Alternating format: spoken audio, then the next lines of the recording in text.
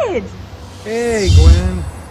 What are you doing around here? You're not looking for me, are you? Oh, I'm just messing with you. Come on. No, I just had a disastrous job interview at Redemo Assets. Oh, right. I heard they're hiring. But why disastrous? The job's perfect for you. Plus, we could have our lunches together. No, they're shredding all evidence of my interview as we speak. Hey, what happened? Well... Oh, come on. Tell me all the details. I want to know all about it. Let's go sit down. All right.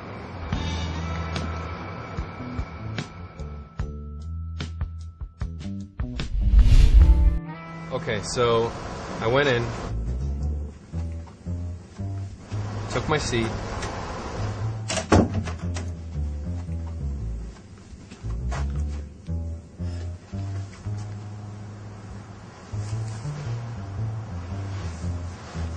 and just as I was... Wait. I can see why it went badly.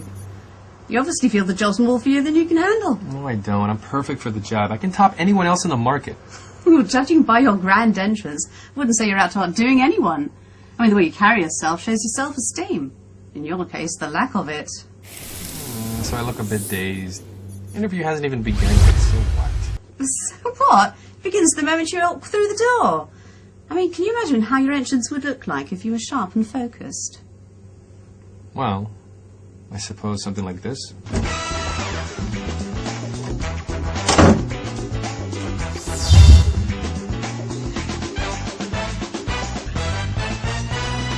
Now, isn't that much better? This is the very first stage of the famous first impression.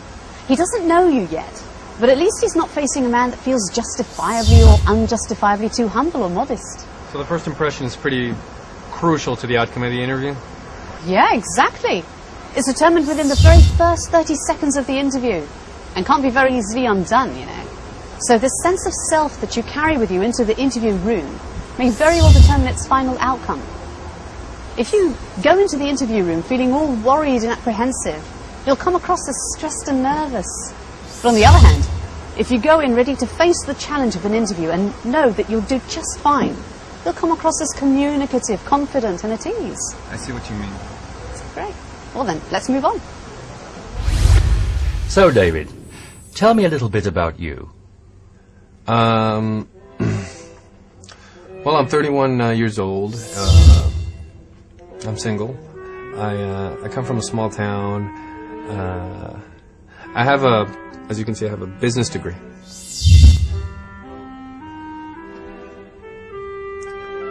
I also do volunteer work. I come from a large family. I'm sorry, I'm not really sure what you mean by telling me about yourself. So maybe you could ask a few more specific questions, and I could honestly let you know whatever it is you want to know. All right, fair enough. Let's get on with the questions then. What? Look, I admit it was a bit awkward, but you heard him say fair enough, and he did move on to more specific questions. Oh, it's more than a bit awkward. You missed out on a prize question. I feel like shaking you. You should seize opportunities like this. What would your sister Julie want to know before hiring a babysitter for the kids? I don't know. Previous experience, attitude towards children. I don't know, to get a good first impression of a personality. Well, exactly. Besides the cold hard facts, you want to get a good sense of a personality and attitude. It's as relevant. Yeah, but I had such good answers ready. Just didn't ask the right questions, you know? You just caught me off guard. All right, I get the picture. Well, how about this? Well, over the last 4 years, I've managed all the South Asian business accounts at Crassus Enterprises. It required a great deal of looking into the finer details of every business transaction, as well as hands-on experience with the South Asian business culture. I am the type of person that puts an emphasis on the finer details of every transaction, and quite honestly, I believe it's that exact quality that increased my department's productivity over the course of those 4 years. That was much better. Still. What? Look, I know I'm perfect for the job and all, but it's a step up for me, professionally. I'm applying for the job my current supervisor holds, and I'm apprehensive. Oh, you know, being apprehensive is very natural. Oh, we should all accept that, but not necessarily act up on it. Remember, you have had your successes in the past. At least try to remember that when you're having an interview. Yeah, I guess I could do that. Actually, it occurred to me during his next question. Oh, yeah? Yeah. What would you say are your good qualities, David? Fantastic! Another prize question. What did you say? Hard-working, charismatic, look great in a Speedo? Even better. Oh? Yeah. Well, I wouldn't like to brag, sir. Let's just say I'm a regular guy, pulling his weight, doing his bit, just like everyone else. What? A regular guy, pulling his weight like everyone else. Look, I just hate people that brag and glorify themselves, you know? It's pretentious. Well, you don't have to boast. You can always mention your finer professional qualities without being one of those kind of people. If something occurred to you, well, great, go along with that. Try saying to yourself before answering that sort of question, I am worthy because, and see what happens. All right. I'm worthy because I was responsible for some of our most significant achievements, and I attribute that to the fact that I'm thorough, and I always do my homework before every transaction. I have great interpersonal skills, and I consider myself pretty creative when it comes to problem solving. See? That didn't sound cocky at all. Quite right. When you believe in your better qualities, when you focus and remember your initiatives and your contributions, you reflect exactly that. It comes across through your tone of voice and your behaviour and your general approach. And don't sound cocky because you're not trying to stroke your own ego. Speaking of sense of worth, did he ask you how much you expect to get paid? As a matter of fact, he did. I was a bit surprised. Supposing you're the right man for the job, how much do you see yourself earning per annum? Oh, well, whatever is customary, you know, I don't really know how much you usually offer, so... I should have mentioned actual figures, right? I should have checked it out online. It's not bad. Well, yes, you should have.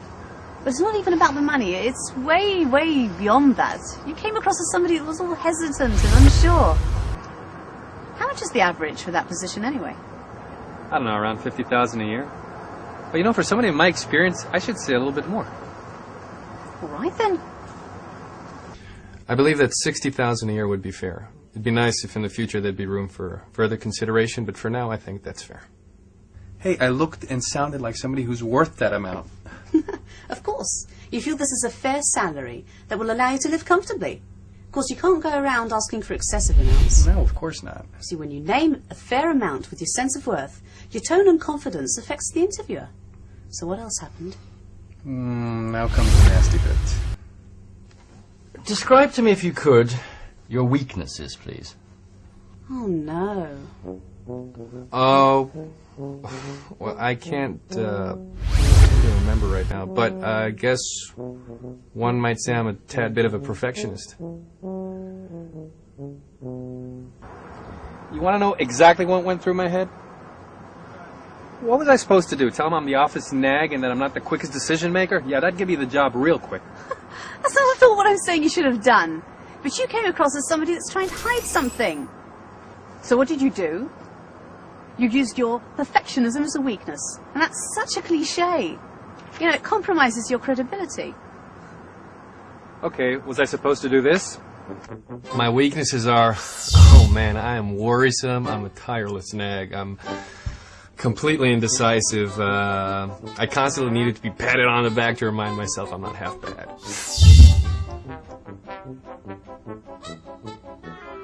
Lord, no, that was honest, yeah, but harmful. How about this? Well, sometimes I might ask a lot of questions before a new project, you know, and maybe come out as a bit of a nag, but that's only because I want to make sure I understand everything completely beforehand. You know, it subsides once I'm sure I have all the facts straight. See the difference? When you're aware of your own value and you're confident professionally, you're not afraid to tell anybody about a real weakness. You don't need to hide, but you certainly don't need to expose yourself to him in order for him to like you. Simply state a fact of life, showing that you're aware of your weaker points, but strive to improve them. Yeah, that does make sense. Did he ask you to describe a failure or a professional mishap? No. Well, when I applied for my job, my interviewer did. It's a common enough question. Yeah, but that's just offensive, you know. It's so obvious you wanted to fail you, you know. I would have told him I can't remember. Oh, really? You'd been wrong to do so, you know. Oh, yeah? What did you say? You want to know what I said? Yeah.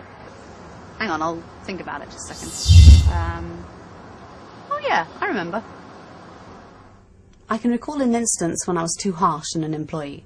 She'd made a real blunder, and I overreacted. Things weren't the same between us for quite a while, and it did harm our working relationship. You know, she was actually a pretty good employee, and in retrospect, I realized I was too hard on her. But we worked things out in the end, and I did handle similar situations differently since then. Wow, you came out even better than you would have otherwise. Somehow, you came out even more powerful by talking about a mishandling of the situation. It rocks. Thank you. Well, I agree. You see, the impression that my interviewer got of me was that I was a woman who is A, confident, B, able to admit fault and correct it, and C, trustworthy. Trustworthy, huh? Indeed. Gotcha. No one is above making mistakes. And those that try to pass themselves off as error-free, it just doesn't inspire trust. You know, there's no reason in the world why he should want to ambush you. And most likely he's not a bad guy. So why not trust his ability to form a positive opinion in you, even though you admit you made a mistake in the past? I mean, that's what I did.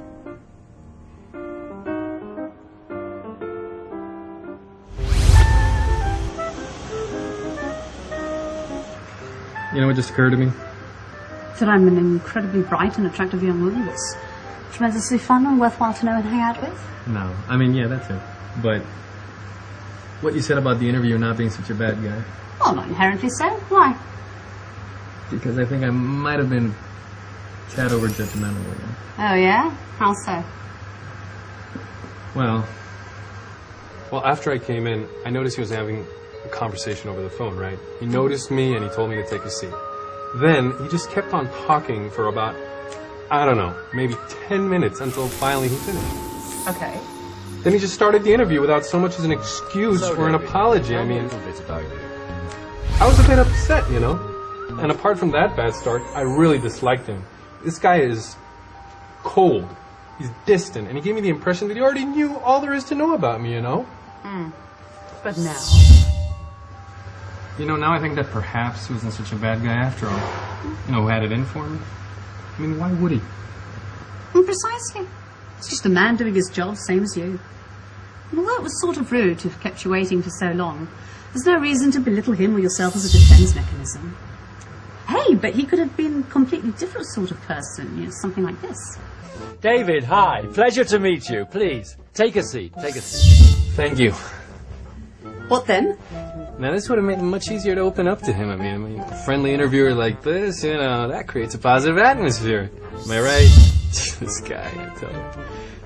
But if I read you correctly, I shouldn't have to open up too much or be over chummy.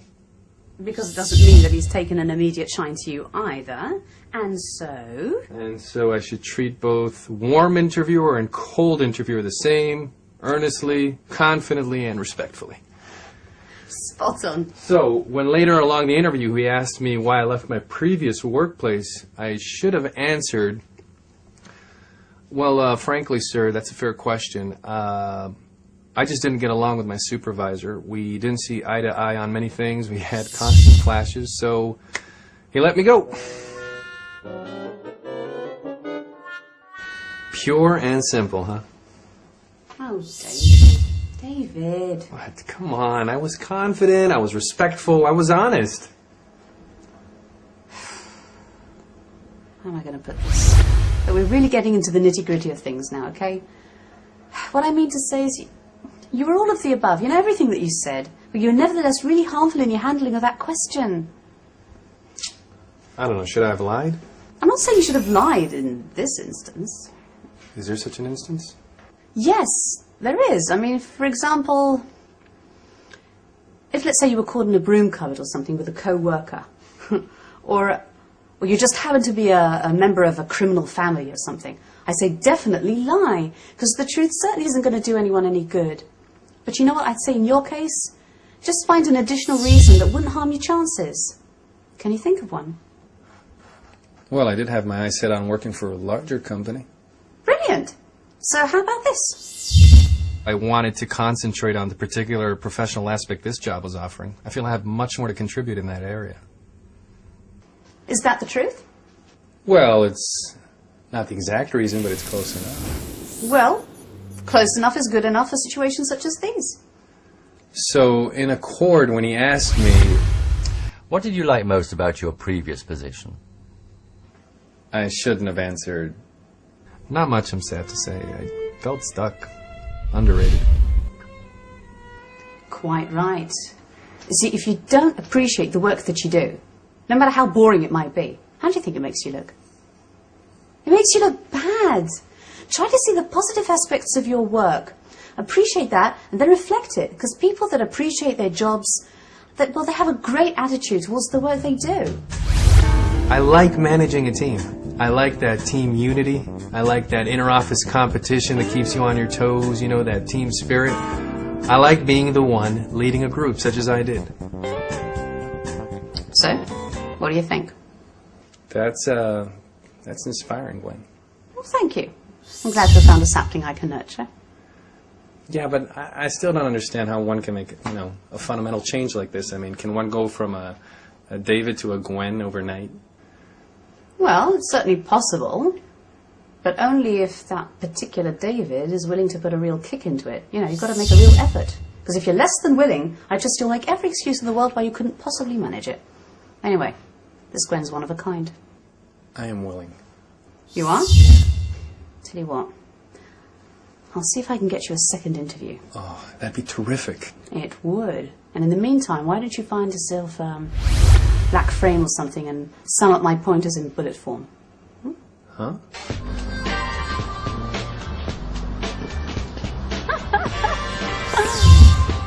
Well, they made me head of the company with $200,000 a year. Are you having me on? Yes, I am. But it went really great. And I'm going to be hearing from them real soon. That's fantastic. Yeah, and by the way, I don't really think I, thanked you properly. Well, a dinner out should do the trick. Well, maybe you could give me a few pointers on that as well. What do you say? Okay, then. Rule number 1, flattery goes a long way. Flattery, eh? Okay, gotcha. Rule number 2?